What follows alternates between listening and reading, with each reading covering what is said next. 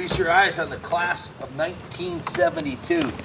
Very few of these survive in this kind of condition, or in any condition really, because they were such a fun bike to ride, like most trail bikes from that era. So when we get one in like this, it's an honor to have the opportunity. It's way faster than any TS185 I've ever ridden, and I've ridden some hot rod TS185s.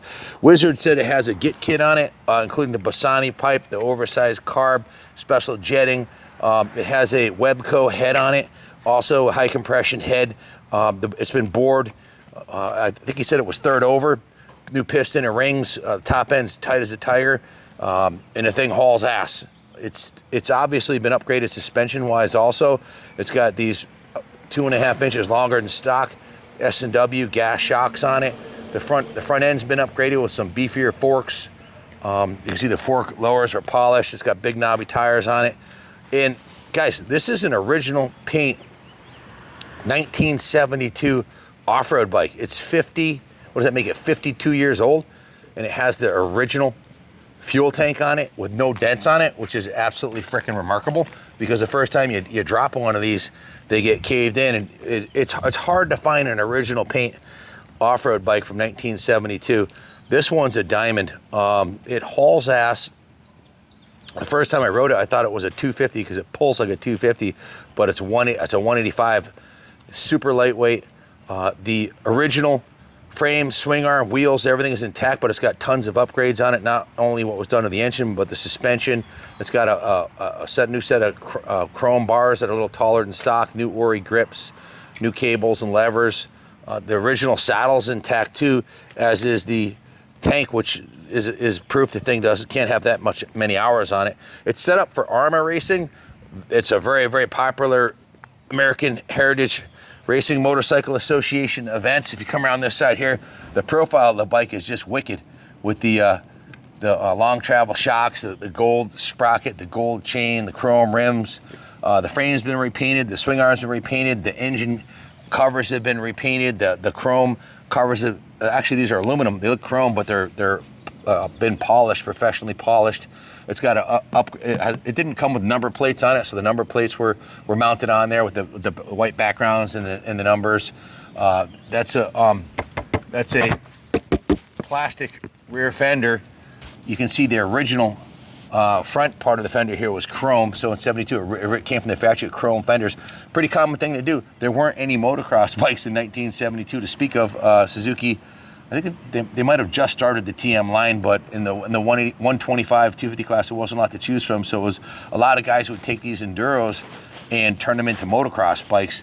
This one, the rear swing arm bearings are tight as a tiger. The rear wheel bearings are real tight. The shocks have been replaced.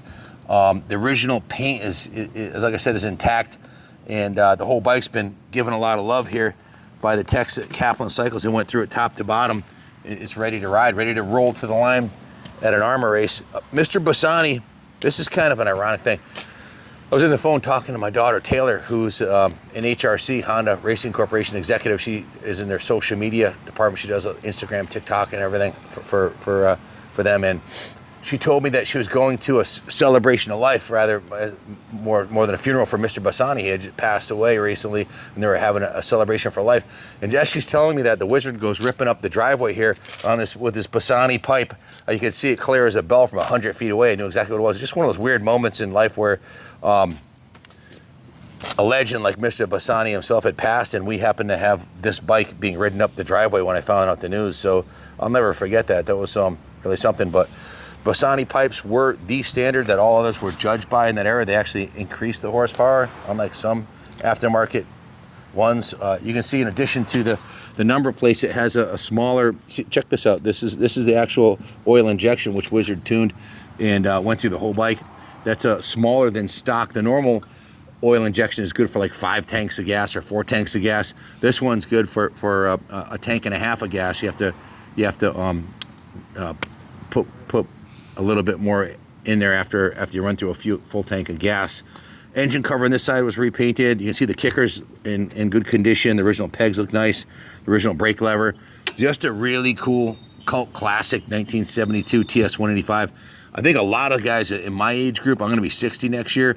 A lot of guys in their 60s and late 50s rode these bikes, and we rode them. We rode the wheels off of them. So to find one in this kind of shape is unheard of. The front wheel bearings are super tight. The steering head bearings are really good.